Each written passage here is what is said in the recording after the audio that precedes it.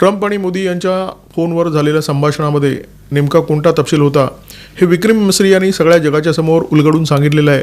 हे कदाचित अशासाठी कारण नंतर ट्रम्प वाटेल ते सांगतील की मोदी मला असं म्हणाले, मी त्यांना असं म्हणालो. हे होण्यापूर्वी जे काही घडलं ते विक्रम मिस्री यांनी जगाला स्पष्टपणे सांगितलेलं आहे.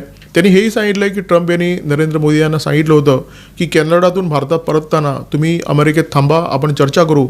परंतु व्यस्ततेचं कारण देऊन नरेंद्र मोदी यांनी हे निमंत्रण नाकारलं.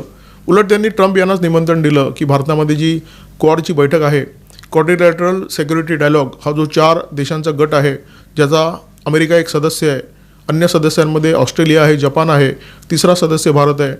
एक क्वाडची बैठक भारतामध्ये होणार आहे आणि या बैठकीमध्ये डोनाल्ड ट्रम्प यांनी उपस्थित राहावं हे नरेंद्र मोदी यांनी डोनाल्ड ट्रम्प यांना सांगितलं. त्यांनी निमंत्रण दिलं की तुम्ही या भारतामध्ये, आपण चर्चा करू. ट्रम्प यांनी नरेंद्र मोदी यांना बोलावणं पाठवलं, परंतु मोदी यांनी त्यांचं निमंत्रण नाकारलं आणि त्यांना भारत भेटीचं निमंत्रण दिलं.